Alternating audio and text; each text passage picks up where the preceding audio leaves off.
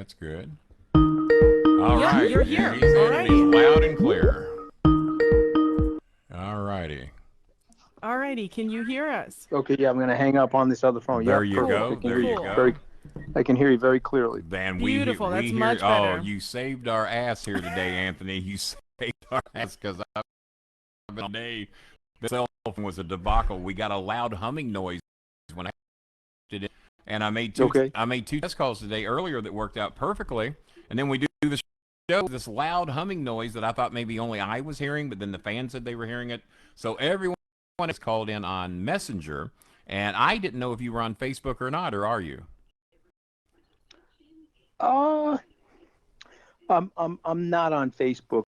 I think my firm has a corporate account on Facebook, but I wouldn't know how to access it. Well, But I am on Twitter, and they've got me on Instagram as well. But yeah, I don't know how to access that either. well, I don't So feel so bad. unfortunately, I'm a little. I don't.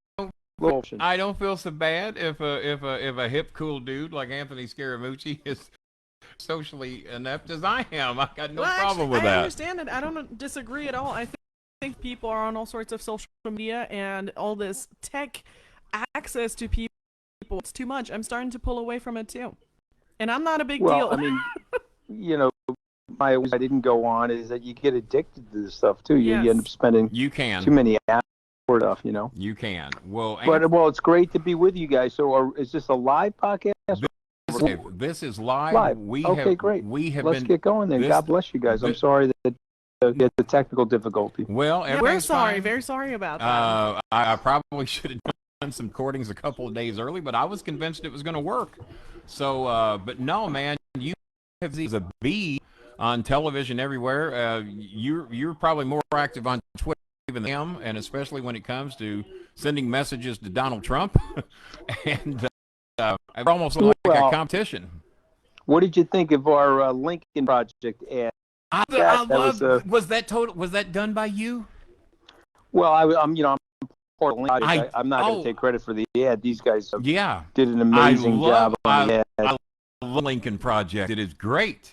And then he goes out and does that damn thing about monument for crying out loud. And Yeah. he's the Yeah, most of course. until he takes a bullet in the back of the head. I don't think he's been more mistreated than Abraham Lincoln.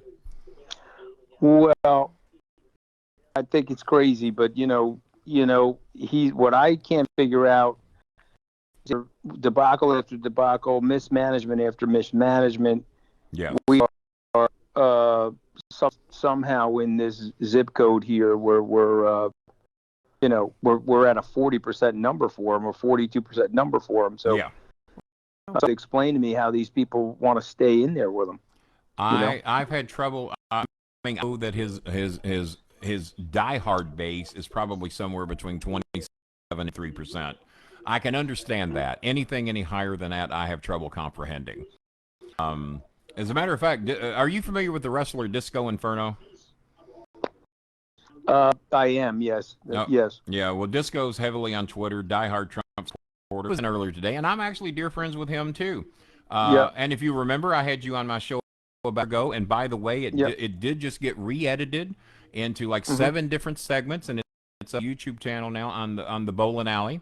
And your segment has now been broken down in segments, so they want to break it down into the topics we were talking about. You were very complimentary of my son and handled himself and his knowledge of politics and presidents, and we really appreciate it. You made his dating a compliment from Anthony Scaramucci, just put him on the moon. Well, you guys are very sweet, but I appreciate that, Kenny. You're very sweet, and God bless you. You look to you. Well, thank you.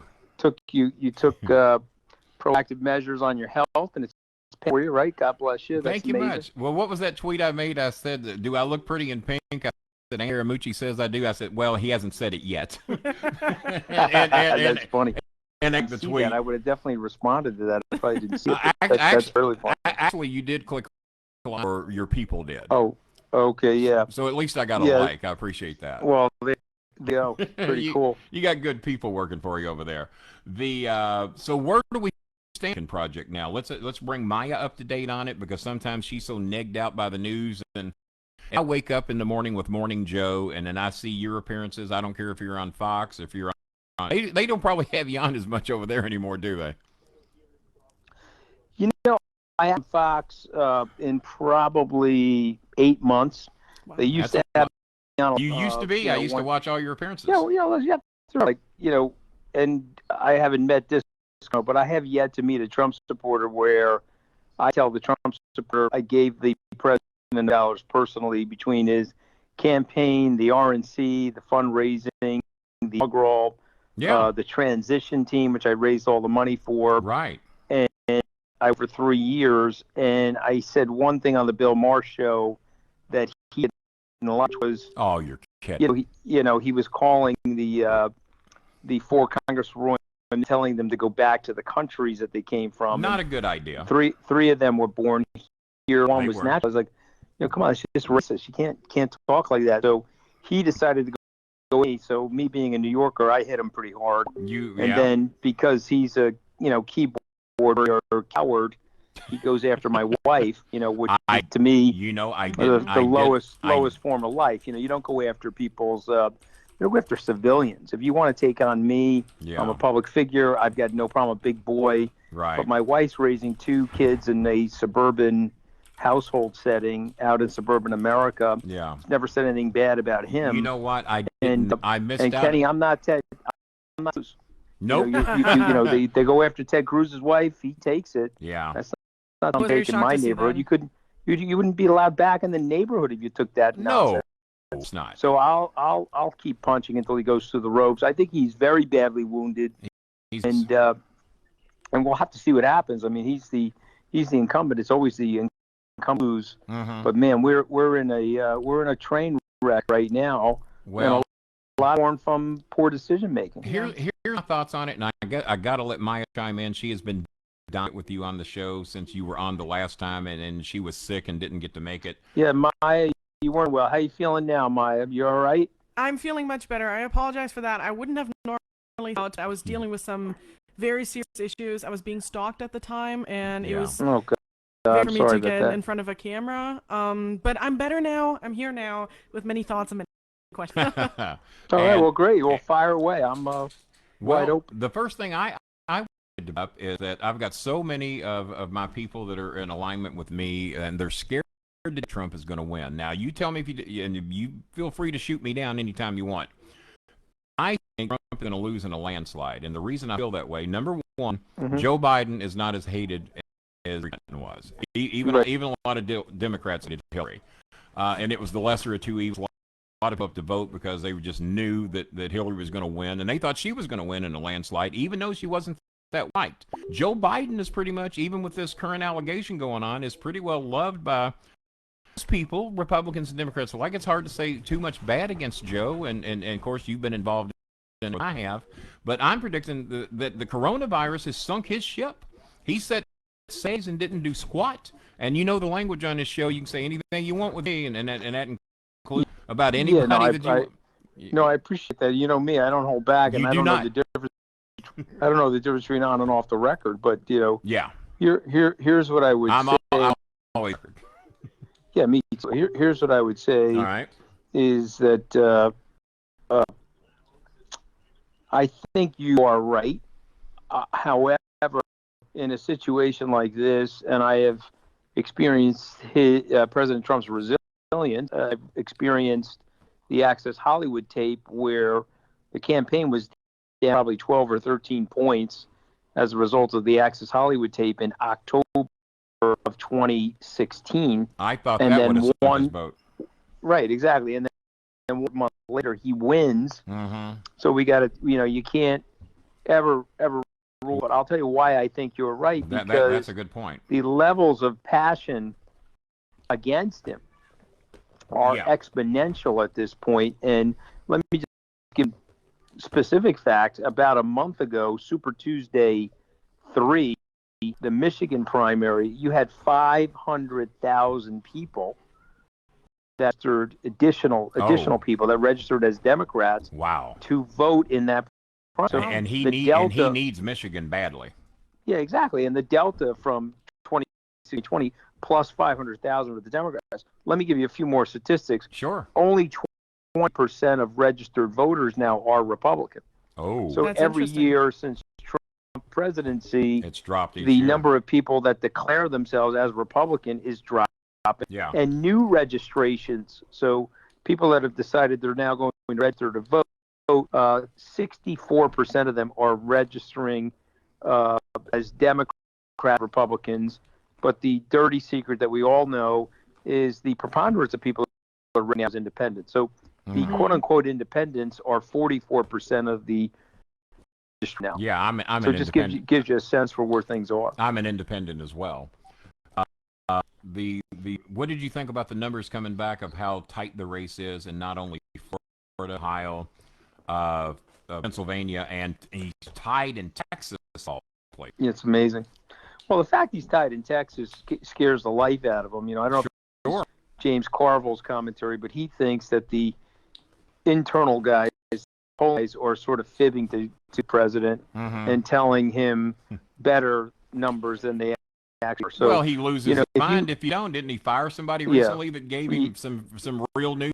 Yes, he fired him. Yes, exactly. So you got a real situation going on where he could lose by 10 or 12 points in those points that he needs to win. And having said that, though, Florida's turning again. Well, he's losing a tremendous amount of the elderly vote, mainly because he's putting people out to pasture. Who gives a shit if the old people dies? We got to get. I got to win. I got to get our country back up and running. It's totally crazy, but yes, that is going on as well. But Maya, go ahead. You had some questions, Maya. Listen to me. I'm sorry. This is a mess because Ken just got a puppy for his birthday, and the puppy is a delicious steak, and he has been biting me left and right. Scooby loves Maya with a passion. He does. He loves biting me. He's kind of in that stage. But yeah, what I wanted to ask, a bit of an abstract question, but being that you're a very knowledgeable person, I could ask, the Constitution, the American Constitution, was not written with parties in mind. And Washington made that very clear, for one. Do you think that that the U.S. will ever have more than two major parties anyway? It's a really real question. So if you had asked me that question 5 years ago, I would have said NFL. No. And I would also tell you that those two parties did something mental in 1992. After the Ross scare to those two parties, where a third party insurgent under the quote-unquote reform gets 19.9% of the vote, that scared the bejesus out of them. And so what they did was they went into full-blown lunacy, the restrictions to becoming a candidate. They say you want to run for president. Well, we need probably 15,000 now names in states in terms of signed, inked signatures in order to get ourselves on. And then you've got other thresholds that you have to cross as well. And so the duopoly in Democratic parties really strengthened themselves. In fact, in 8 years after that election, Donald Trump thought about running as a Reform Party candidate, elected not to because of how hard it is. But now we're sitting here with this level of and the level of atrophy that we're all describing by the two major parties is possible to get a third party in there. And I think it is possible, but the hurdles are there for procedural perspective. I think that's the big issue. It's the procedural stuff.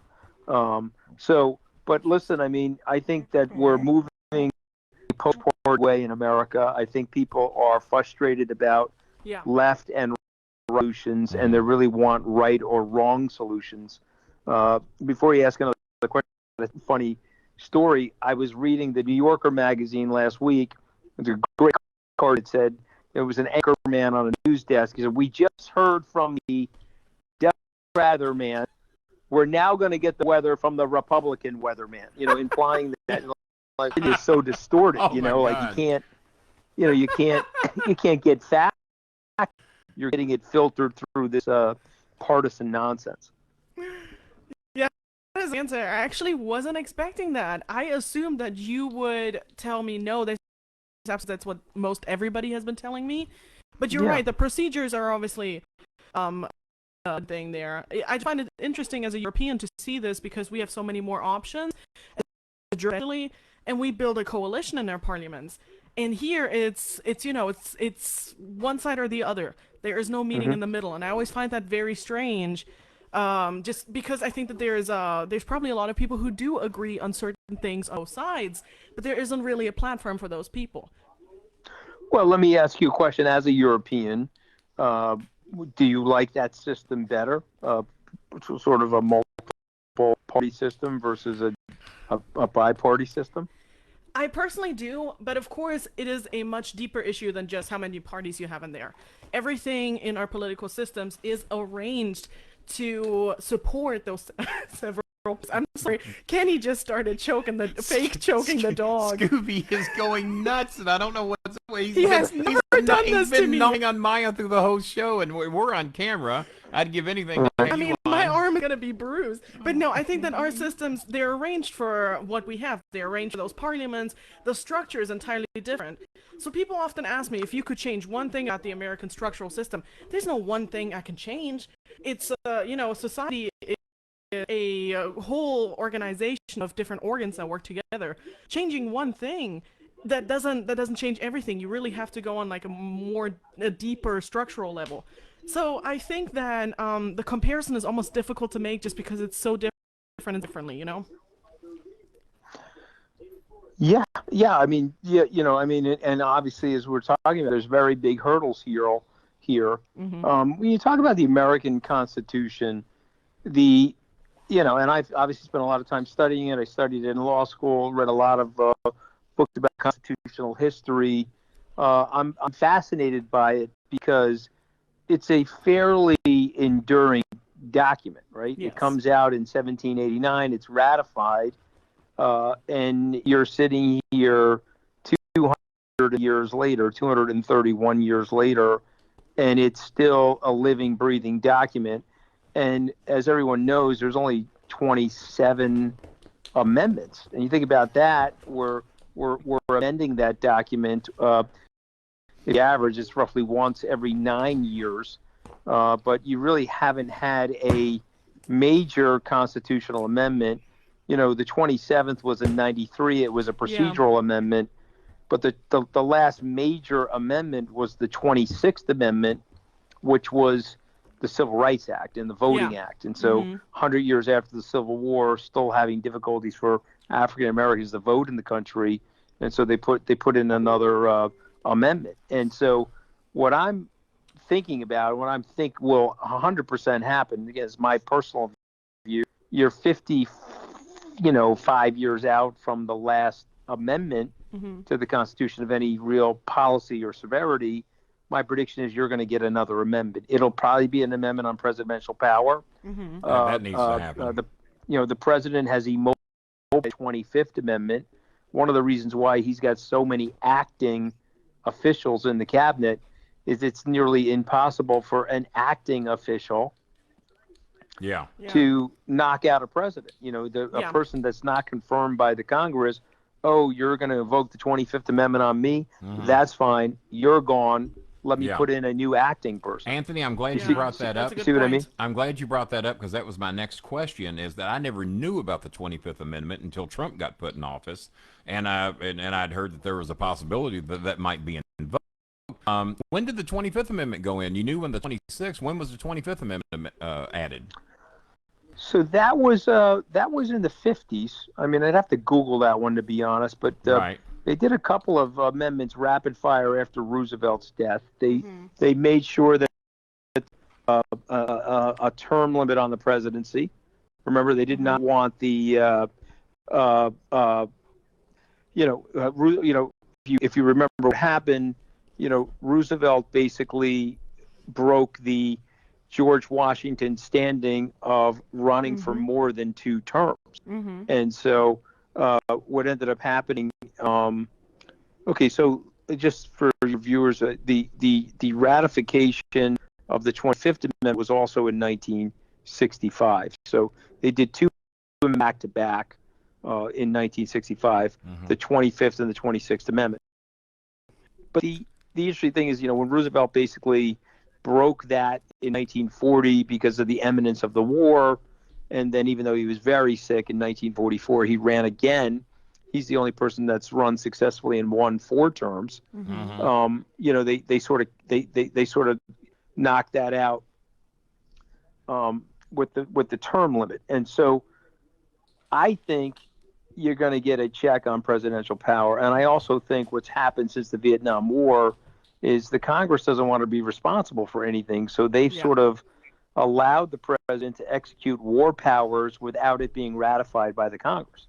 Yeah, which is and so unconstitutional. that's increased the power of the presidency, and it's maybe, if you really look at the document was designed to diffuse power. The document felt that the best way to make it and keep it a living, breathing document is through those checks and balances. You guys have time for a very quick story? As much time as you want. I'll bump everybody's ass for you. Go ahead. Well, no, just a very quick story. So if you're an Italian American, like if you're a Jewish American, you hit up for UJA, or you get up for the United Jewish Appeal, or the IDF, the Israeli Defense Fund. But if you're Italian American, you get hit up for the Columbus Citizens Foundation. That's the finance the Columbus Day Parade. You get hit up for the National Italian American Foundation. And then the third thing is whatever Frank Sinatra's widow wants, whatever she wants, you have to do. And so, Barbara Sinatra had a fundraiser out in Palm Springs. She's now passed away, and she asked me to be the honoree. And so I said, okay, you got to do it. It's Frank's wife, right? So I went out there, the money, gave a speech, and then she turned to me and said, okay, is there anything I can do for you? To her, I would love to meet Justice Scalia. Ooh. Do you know him personally? And if you do, I'd love to have lunch with him. And she said, well, not only do I know him, she was calling him Nino and blah, blah, blah. Oh, my. Next thing you know, I'm at an Italian restaurant in D.C., and it's lunchtime, and we're pouring red wine, and we're eating pasta. Wow. Sauce is flying all over the place. And I'm sitting there for 3 hours with Antonin Scalia. Oh, man. And it was June of 2014, and it was one of the more fascinating lunches of my life, because I had taken con law, and I had come with some notes. And we had a 3-hour discussion about the Constitution. And what Justice Scalia said to me, I'll never forget, I want to share it with your listeners/viewers. Sure. I said to him, what is the most important thing in that document? Is it the First Amendment, the freedom of speech and religion? Is it the Second 10th Amendment, the right to the states? And he said, no, Anthony, listen to me. It's the separation of powers. Mm-hmm. If you look through the 3 articles that delineate powers, the separation of powers diffuses power. It prevents a dictatorship, or it prevents an autocracy, and it leaves the power to the people. And ultimately, even though a democracy is a flawed system, as Winston Churchill said, democracy is a horrible form of government until you consider all the other forms of government. Mm-hmm. That makes sense. And what Justice Scalia was trying to say to me is, and this is the most hammering statement, if you look through the Soviet Constitution, the Russian Federation, which was formed after the Soviet Union, their constitution, the North Korean constitution, or even the Venezuelan constitution, they have the same flowery language related to liberty. But of course, those constitutions are never enforced because of those totalitarian and autocratic regimes. But the United States, because of that separation and that diffusion, the people have been by and large protected. And I think it's really led to the big reasons why we have peace and prosperity for the most part in our country. We've got problems, certainly, and we've got to work out those problems, and we've got to improve ourselves, of course. But it's been an amazing system, and it's been an amazing experiment in global history. Anthony, I will certainly respect your opinion on this, and I've somebody educated in this field to answer it for me. What's your opinion on the Constitution, and do you think it should ever be revised, because that Constitution was written a couple hundred years ago, 230 years ago, give or take? And on top of that, we're a different planet, not only a different country, but planet than we were then, Mm-hmm. and the right Mm-hmm. to bear arms, people had muskets back then. And Yes. and I keep hearing from the gun rights owners, well, we got to have our guns, we got to protect our military. I'm sorry, if the military decides they're coming to your home and they're going to do some, you ain't got anything that's going to stop them. I don't give a damn who you are. It's a different planet and a different country. To me, now this is just me, I think the Constitution needs a 2-year adjustment. What do you think? Okay, well, here's what I would say to you, that we are due, and I would love to see a bold president that held a constitutional convention, and if we could end some of this tribalism and get back to what the first name of the country is, which is United, and we could sort of dial down some of the nonsense and say, okay, we need a new blueprint for the 21st and 22nd century. I think we have some great minds in our country. We've got great legal minds, great policy minds, and I think we could revamp elements of that Constitution. I love the document itself. I love the historical precedence of the document. I'm a lifelong Republican, and so from a conservative angle, I like some of the original interpretation. I'm not in love with all of it, okay, but I like some of it. But I do think that every generation should take a cutting that's important. And again, as I pointed out, 27 amendments, last big one's coming in 1965, and so you've got 55 years of distance. If you're not talking about a full-blown reform, even just one or two amendments that would make it more contemporary, I think would be very, very useful. And I think it would strengthen our democracy. I think that those arguments, and by the way, things are heated now, but trust me, they were heated back then. They were. When John Adams was running against Thomas Jefferson, Jefferson called Adams a hermaphrodite. He said that he was a woman with a man's head. And I just want you guys to imagine that on Twitter in 140 characters or less, and they were lighting each other up, and they were making satirical cartoons of each other, and it's always been a meat grinding, vicious process. But what was true back then, what sort of worries me today, is that there was a common cause, or like your political scientists from high school would call the common weal. There was a common weal or a commonwealth where people looked at each other and said, okay, we have differences, we disagree on politics and policy, but these are the essentials. These are our natural rights. These are our human rights. These are the things that we need to make sure are always part of the due process of the law.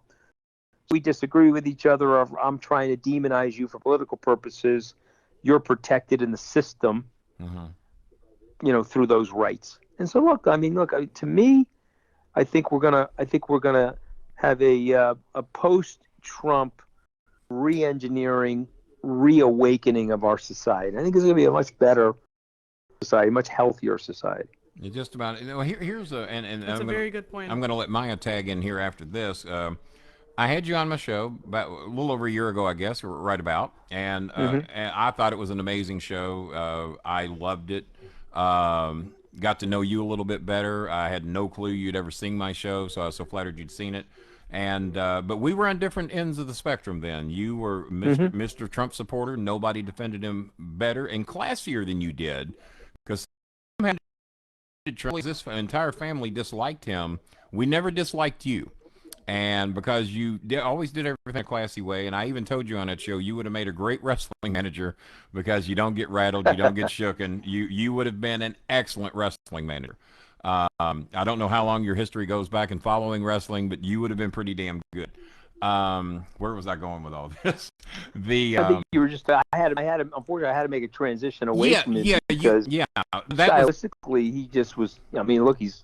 Many ways lost his mind. I'm surprised that very smart, rational people are still chanting their support for him. It's very worrisome to me. They're terrified of losing their jobs. They say anytime that you pick your job over the country, or that you pick party over country, that's a form of treason. treason. And Trump's always wanting to talk about treason and everything. And there's nobody that picks party over country more than himself and those that align themselves with him. And no question. And we do things. I like to do things in this family. We like to do things for the good of everybody and the good for the less fortunately. And we may disagree on this. I don't know. I really think we mistreat our immigrants horribly. They're human beings, and I don't care how they got over here. They were coming over here to escape a worse situation. I know there's apparently maybe 20, 30, 40% of this room might disagree with me, but we got to start treating our immigrants better. I don't give a damn how they got here. If they got a criminal record and they're trying to bring that criminal record here, yeah, I can certainly understand that. But if these people have no negative history, no negative past, and they're just trying to escape a situation in what would be deemed as a horrible country, we got to start treating those people better. And that's my opinion, and I would stick to that, and I don't know how you could possibly change my mind, but I'm anxious to hear what you have to say and whether you agree or disagree with it. Well, no, I absolutely agree with it. I think that the tension is between a legal process of immigration and an illegal process of immigration. And so I guess the only thing I would say is I'm a realist. If people have illegally immigrated to the country and they're here living and they've built their families here and they've given their roots, and many of them, frankly, are very productive. And in many times paid their tax dollars. Yeah, no question. And so many of them are very productive in the American society. We should figure out a way to bring them into the naturalization process. I get some of the levels of unfairness that people have been waiting online and they've done it a certain way. But, John Kennedy had a line. I'm sure he stole it from George Bernard Shaw. Okay, I know the name. It's a very simple line. It's life isn't fair. And really stop and think about life. It isn't fair. As a rule. Our governments should try to make it fairer. We should make more process in life. But you didn't pick the family of your origin. I didn't pick the family of my origin. Exactly. I certainly didn't pick my skin color. Although I can tell you right now, Kenny, I am picking my hair color. My colorist has got a chestnut brown. But the point being is that you don't pick certain things, and so the location of your birth and where you start, you don't pick it. And if you've got people in the country and they're doing well, we should figure out a way to naturalize them. So I'm all for that. I think where Trump got things wrong, and we used to argue about it, but he was very smart politically. He recognized that by splitting the nation and becoming the tribal leader of the red tribe, and then shooting a projection light through that prism that had levels of nativism in it and it had levels of anti-immigration, he was going into that Fox News vortex where, frankly, people are looking at the hagiographic America of years ago, where they see a soda pop fountain and people on roller skates in the 1950s, and they want to get back to that America. Recognize about that America, that was a complex America too. That was an America that had quote unquote colored lunch counters, and you had certain drinking fountains for this person versus that person. I was alive during those days. Yeah, and that America needed to be advanced. One of my heroes who died very young was Jackie Robinson. He broke the color barrier in sports. Yep. And we often do so many of these things through sports.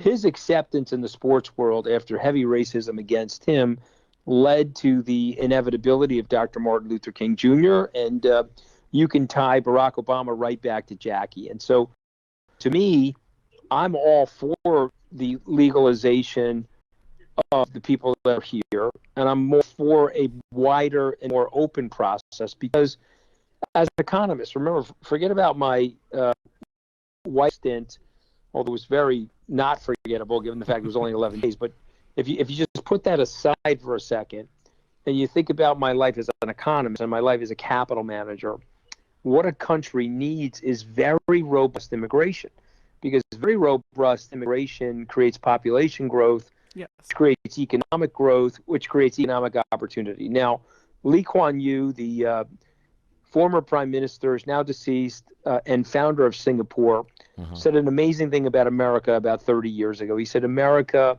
will always be on top because America is a nation of immigrants, and it draws upon the other 7 billion people on planet Earth. And you can go to America and in 5 short years be a German American, an Italian American, a Mexican American. It is impossible to go to China or Japan or other nations and declare yourself an American Japanese. They won't even let you in that. But in the United States, we have created this mosaic. We've created this wonderful grand experiment, this melting pot, whatever you want to call it, where each of us have a origin story. Our parents got here, or our grandparents, or somebody, ourselves, got here from another nation to make us start in America. And I will say this to you. Of course, I'm pro-immigration. Think about an 18-year-old American grandmother leaving the port of Naples, arriving at Ellis Island with no money, facing discrimination. Signs in the Brooklyn shop said, Nina, no Italians need apply. Yeah. And yet she is there trying to work. She can't find a job. She ends up as a maid. She's turning beds, cleaning homes. She builds her family. 2 of her sons go to war. One fights in D-Day. The other one is in the Ardennes at the Battle of the Bulge. And her grandson gets the opportunity to go to Tufts, Harvard Law School, Goldman Sachs, and build 2 successful hedge fund businesses. And even though it was only 11 days, got the opportunity to work inside the White House. That is quintessentially a regional American dream story. And so for me, I'm not only pro-immigration, I'm a byproduct of that immigration. And I would want other people to have that experience. To have that opportunity. Yeah. Yeah, exactly. That was an amazing answer, and thank you for that. And I really appreciate you answering some of these questions. Maya, go ahead. We got about I mean, I have a lot. A lot of this reminded me of the Bracero program. I don't know how much time you have to read books, but I just want to plug this also for the fans. I just recently read a book called They Leave Their Kidneys in the Fields, and it is an anthropological field study about migrant workers in California and what they go through. And it's not just an individual basis level. It also talks about structural issues like healthcare and so on. And a lot of what you're saying resonates with me because of that. So I agree with you.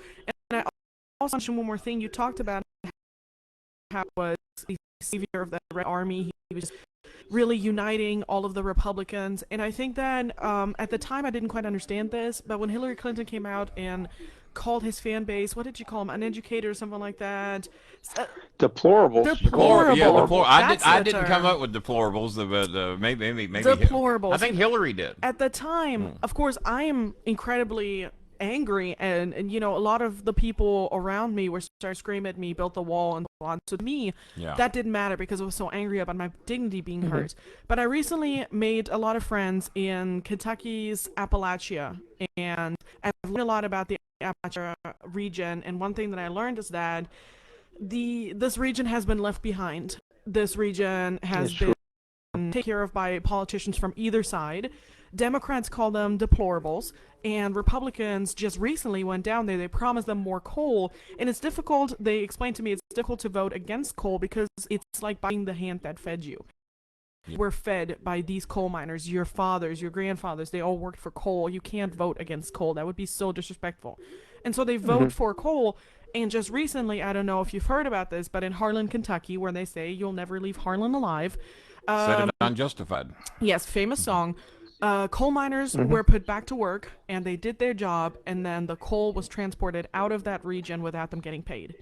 So coal miners started protesting, and they started standing on the railroad tracks. Standing on the railroad tracks to make sure that the coal leave. And here it is again, even the very people that support them, bring them back their jobs, didn't get them paid. Well, it was so Trump. It was Trump that said we're going to bring back the beautiful clean coal. Now, and it was Mitch McConnell, and it was the Republicans in Kentucky who specifically fought for coal. They fought for this region, and yet still, pardon my French, fucked them over.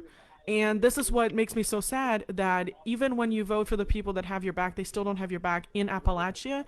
And then after you've been disadvantaged like this and left to die, and dealing with things like the heroin epidemic, which is horrible in Kentucky. The presidential candidate calls you a deplorable, and it suddenly hit me that you're attacked from all sides. One side lies to you and still slaps you in the face, and the other side just hates you up front. And I started seeing everything differently, like The Simpsons when they make fun of Cletus, the very southern man who can't write, who can't speak correctly, and children. You sure his name ain't Kenny Bowen? It is not Kenny Bowen. Double checking.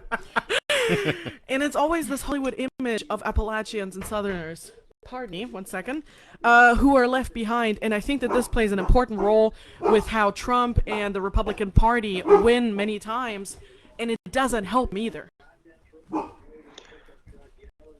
You see how smart she's compared to. Yeah, well, she's obviously brilliant. Maya, you want my reaction to that? Absolutely. You want my analysis of that? Maya's answering the door, but yeah, let's do that. I think we just had a delivery or something. Well, what I would say, and I've been to Appalachia, and I've have you? When were you there? Yeah, well, I was there 2000. One of my bosses from Goldman Sachs was on the board of Berea College. Yeah, I've been there. I know about Berea College, absolutely. Yes. So Berea College is a tuition-free school in Appalachia, trying to get people not to live that adage where they die in the area and they get educated and they try to. Yes. I want to start that over about you and that your connections with Berea College. Maya just got back.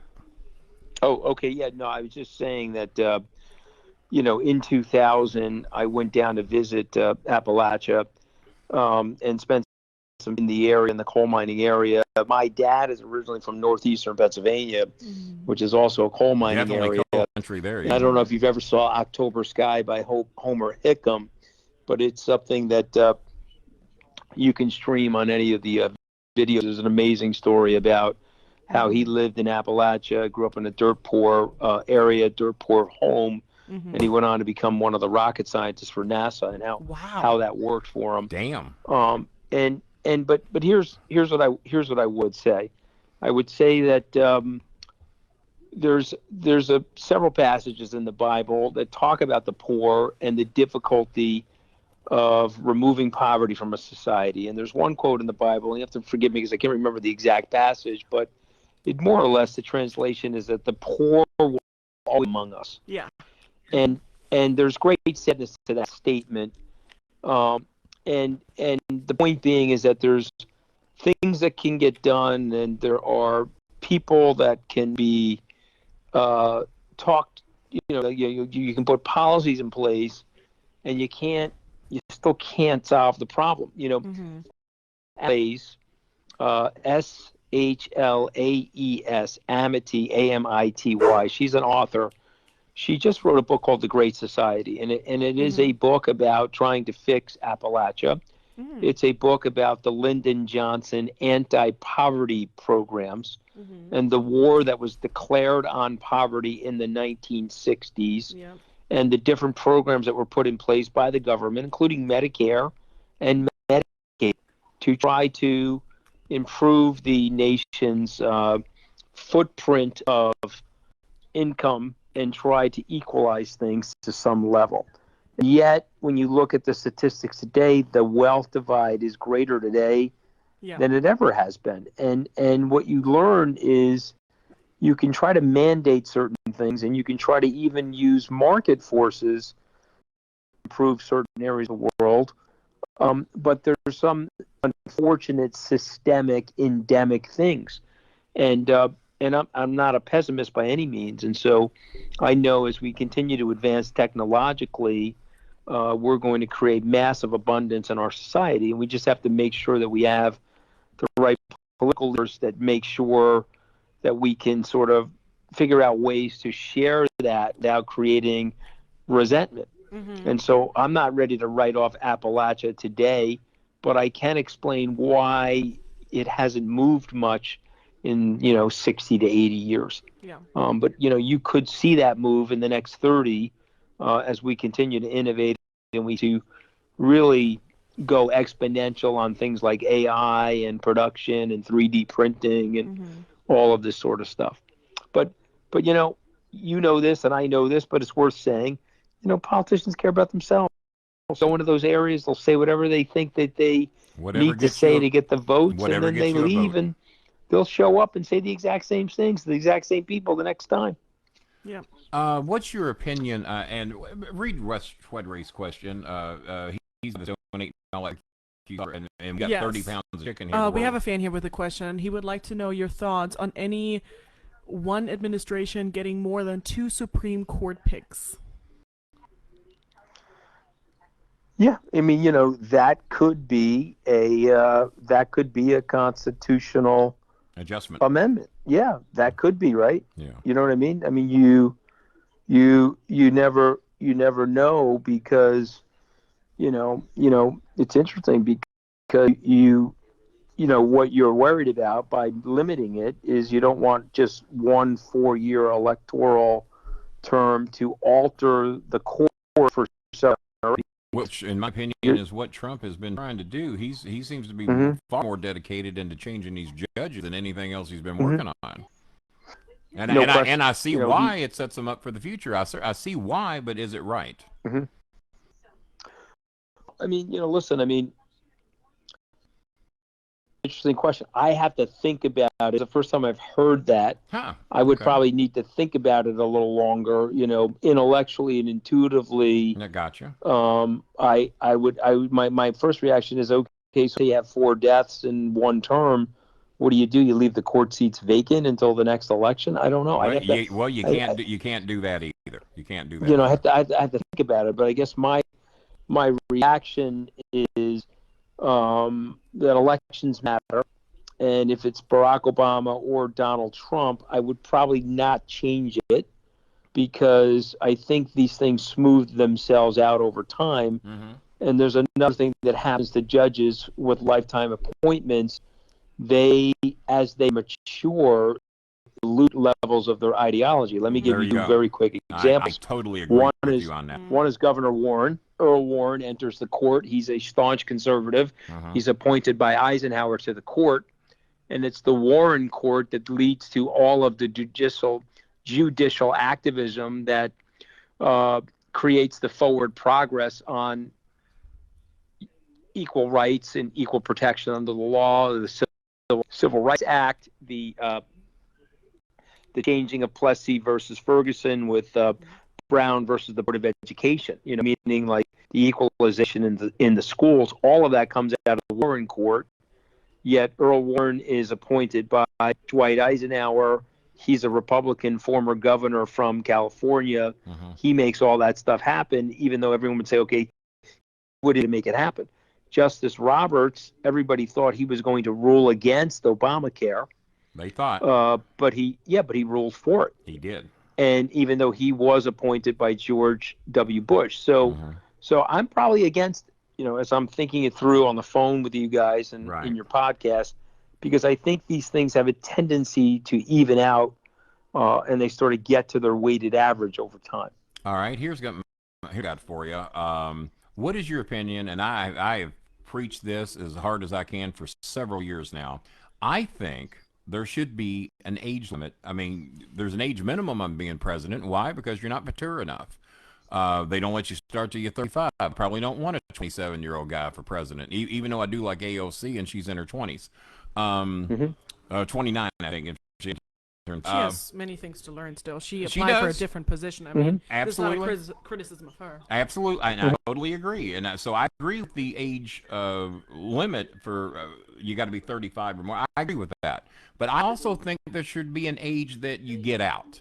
And for one, you're too set in your ways. I mean, you have to be flexible, and you have to be able to accept information and make rational decisions. And I'm not sure that all of our no problem with them being consultants.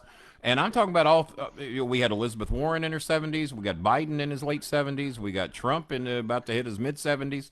All these people are towards the end of their life expectancy. The average age of an American male, I think, is 72. When I was a kid, it was 68. It's only gone up 4 years. And the average age of a woman when I was a kid was 72.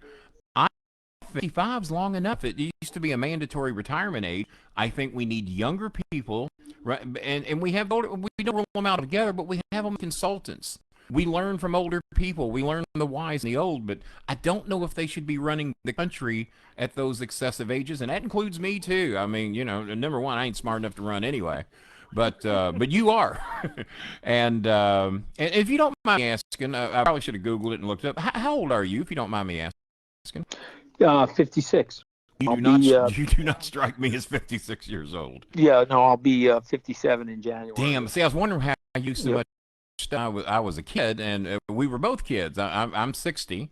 I never dreamed you, Anthony. I actually thought, if I was going to guess, I was going to. I offended you by saying you're 48.